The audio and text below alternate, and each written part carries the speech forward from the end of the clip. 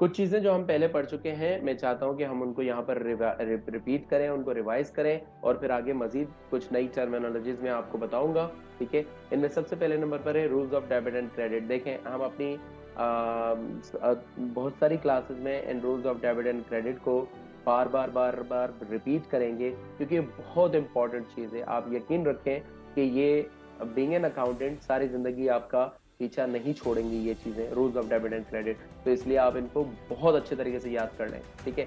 अच्छा जी, ये दो जो नेचर ऑफ अकाउंट्स है, एसेट्स और एक्सपेंसेस, ये दोनों जब भी इंक्रीज होंगे बिजनेस के अंदर, जब ये दोनों एसेट्स और एक्सपेंसेस बढ़ेंगे तो हम इनको डेबिट में रिकॉर्ड करते हैं, और बिजनेस में से जब कभी भी ये डिक्रीज होंगे तो हम इनको क्रेडिट में रिकॉर्ड करते हैं। जबकि बाकी तीनों नेचर ऑफ अकाउंट्स यानी रेवेन्यू, लायबिलिटी और ऑनर्स इक्विटी, इन तीनों के लिए वाइस वर्सा हो जाता है। यानी जब कभी भी बिजनेस के अंदर ये तीनों इंक्रीज होंगे, रेवेन्यू बढ़ेगा या लायबिलिटी बढ़ेगी या ऑनर इक्विटी बढ़ेगा जब कभी भी बिजनेस में, तो हम इन तीनों को क्रेडिट में रिकॉर्ड करेंगे।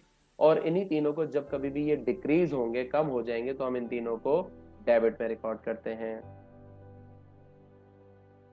इन्हीं rules of debit and credit को आप rules of increase and decrease के तौर पर भी रिकॉर्ड कर सकते हैं, लिख सकते हैं। आपके पास क्वेश्चन आता है पेपर में कि rules of debit and credit को बयान करें या rules of increase and decrease बयान करें, तो आप इस तरह से लिखेंगे। अगर rules of increase and decrease लिखने के लिए आए तो आप ऐसे लिखेंगे।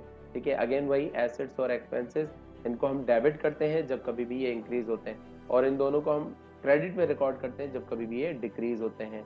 अच्छा, ये डेबिट में रिकॉर्ड करना क्या होता है और क्रेडिट में रिकॉर्ड करना क्या होता है, हो सकता है आपके जहन में ये सवाल आ रहा हो, तो इसको हम क्लियर करेंगे अगली क्लासेस में। रेवेन्यू, लायबिलिटीज, ऑनर इक्विटी, ये तीनों नेचर ऑफ अकाउंट्स जब कभी भी डिक्रीज होंगे तो हम इनको डेबिट में रिकॉर्ड करते हैं, और इनको हम क्रेडिट में रिकॉर्ड करेंगे कि जब कभी भी ये इंक्रीज हो जाएंगे।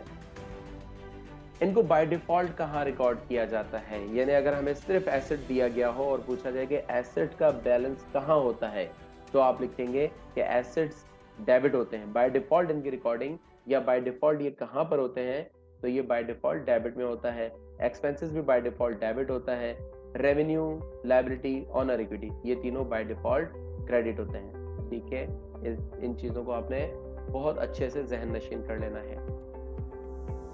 अच्छा, ये अब कुछ दूसरी अकाउंटिंग की टर्मिनोलॉजीज हैं जिनको आपके लिए समझना जरूरी है, आपको आगे सारी जिंदगी काम आती रहेंगी। अकाउंटिंग में हम दो अलग अलग तरह के मेथड्स यूज करते हैं। एक होता है अक्रूवल बेसिस मेथड अकाउंटिंग का, और एक होता है कैश बेसिस मेथड अकाउंटिंग का। कैश बेसिस मेथड में जब कभी भी कैश आएगा या कैश पेमेंट करेंगे हम, यानी जब कभी हम कैश रिसीव करेंगे या जब कभी भी हम कैश पेमेंट कर रहे होंगे, तो हम उसको रिकॉर्ड करते हैं, उससे पहले या उसके बाद रिकॉर्ड नहीं करते। जबकि अक्रूवल बेसिस मेथड में चाहे कैश पेमेंट हो या कैश पेमेंट ना हो, यानी चाहे हम उधार में ही क्यों ना ट्रांजेक्शन कर रहे हो, उधार खरीद रहे हो, उधार बेच रहे हो, ठीक है, तब भी हम उसकी रिकॉर्डिंग करते हैं। इसकी सिंपल सी ये आप डेफिनेशन समझ लें। अकाउंटिंग क्या है, ये बताते खुद आपके पास एक क्वेश्चन आता है कि अकाउंटिंग की टर्म को डिफाइन करें। तो अकाउंटिंग एक आर्ट है जिसमें हम daily day to day transactions को रिकॉर्ड करते हैं, बिजनेस में होने वाली ट्रांजेक्शन्स को। याद रखिएगा, ये चीज हम बार बार रिपीट करेंगे। बिजनेस में होने वाली ट्रांजेक्शन्स को रिकॉर्ड किया जाता है, इवेंट्स को रिकॉर्ड नहीं किया जाता। ठीक है।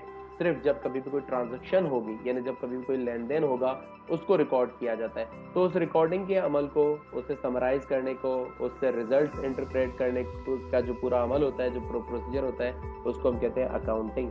ठीक है। अच्छा, अकाउंट क्या होता है? अकाउंट एक खाता है, तो हम उर्दू में कहते हैं भाई, जैसे हम दुकानों पर जाते हैं ना, हमारा खाता खोल दो। ठीक है। तो बेसिकली वो एक अकाउंट खोला जाता है जिसके अंदर आप उस अकाउंट से रिलेटेड तमाम चीजें रिकॉर्ड करते हैं। मिसाल के तौर पर अगर कैश अकाउंट है तो कैश से रिलेटेड जितनी भी ट्रांजेक्शन होगी वो उसी अकाउंट में रिकॉर्ड की जाएंगी। बैंक अकाउंट है तो बैंक से रिलेटेड जितनी भी ट्रांजेक्शन होगी वो उसी अकाउंट के अंदर रिकॉर्ड की जाएंगी। सैलरीज एक्सपेंसेस, तो सैलरीज एक्सपेंस से रिलेटेड जितनी भी ट्रांजेक्शन है वो उसी अकाउंट के अंदर ही रिकॉर्ड की जाएंगी। अकाउंटेंट वो बंदा होता है जो कि अकाउंटेंसी कर रहा होता है, अकाउंट के रिकॉर्ड्स को मेंटेन कर रहा होता है, जो कि आप लोग बनने वाले हैं इंशाल्लाह। अकाउंटेंसी उस अमल को कहते हैं, इस पूरे अमल को, जिसमें एक अकाउंटेंट रिकॉर्डिंग कर रहा होता है अकाउंटिंग ट्रांजैक्शंस को, और उससे फिर रिजल्ट्स को इंटरप्रेट कर रहा होता है, उन पे समराइज कर रहा होता है। इस पूरे अमल को अकाउंटेंसी कहा जाता है।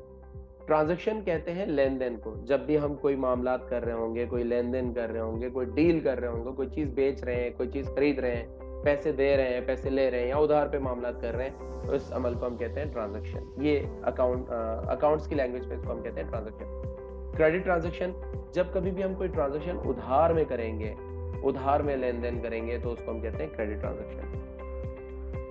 कॉन्ट्रा एंट्री, ऐसी एंट्री जो हमारे डेबिट और क्रेडिट दोनों तरफ रिकॉर्ड हो रही हो। एक ऐसी एंट्री जो हमारे रिसिप्ट साइड पर भी और पेमेंट साइड पर भी दोनों तरफ रिकॉर्ड हो रही होती है, उसको हम कहते हैं contra entry. Contra entry is entry that records on the both side, on payment side and as well as on receipt side. ठीक है।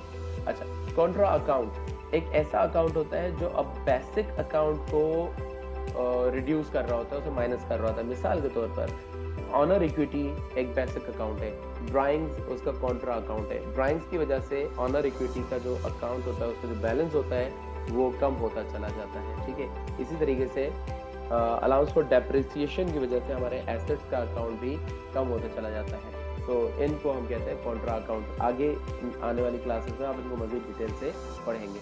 बिजनेस एंटिटी, एक बिजनेस जो चल रहा हो, रन कर रहा हो, बिजनेस जो चल रहा है, उसको हम कहते हैं बिजनेस एंटिटी। अच्छा, बिजनेस की जब हम बात कर रहे हो तो आप हमेशा याद रखिएगा बिजनेस और ऑनर दोनों सेपरेट चीजें हैं। हम बीइंग एन अकाउंटेंट जब रिकॉर्डिंग कर रहे होते हैं, हम बिजनेस की रिकॉर्डिंग कर रहे होते हैं, बिजनेस का ऑनर की रिकॉर्डिंग नहीं कर रहे होते। तो कभी भी इन दोनों को आपने मिक्स नहीं करना। यानी आपने ड्राइंग्स की एंट्री करते हुए बिजनेस को जहन में रखना है, ऑनर को जहन में नहीं रखना। आपने कैपिटल की एंट्री करते हुए बिजनेस को जहन में रखना है, ऑनर को जहन में नहीं रखना। अब इससे क्या मुराद हुई, इसका क्या मतलब हुआ? देखें, अगर हम कैपिटल की एंट्री करते हुए बिजनेस को जहन में रखेंगे तो हम देखेंगे जी बिजनेस के अंदर कैपिटल का पैसा आ रहा है, ऑनर का पैसा आ रहा है, तो इसमें हमारे पास पैसा इंक्रीज हो जाएगा। लेकिन अगर आप ऑनर को जहन में रखेंगे तो क्या होगा? तो फिर आप देखेंगे कि जी आपके पास से पैसा डिक्रीज हो रहा है, ऑनर के पास से तो जा रहा है ना पैसा, तो आप कहेंगे जी यहाँ पैसा डिक्रीज हो रहा है, तो ये आप गलती करेंगे। इसलिए आपने ऑनर के पर्सपेक्टिव से नहीं सोचना है किसी भी ट्रांजैक्शन को। हर ट्रांजैक्शन को आपने बिजनेस के पर्सपेक्टिव से सोचना है। ठीक है। Thank you very much for the today's class. उम्मीद है आपको आज की भी क्लास पसंद आई होगी। इस वीडियो को आप बार बार देखें ताकि आपको सारी चीजें ज़हन नशीन हो जाए। इस वीडियो को अपने दोस्तों के साथ शेयर करें ताकि उनकी भी मदद हो सके, उनकी भी तैयारी हो सके पेपर के लिए। और हमारी वीडियोस को लाइक करें, हमारे चैनल को सब्सक्राइब करें ताकि आपको अगली वीडियोस आसानी से और जल्दी से मिल सकें। बहुत शुक्रिया।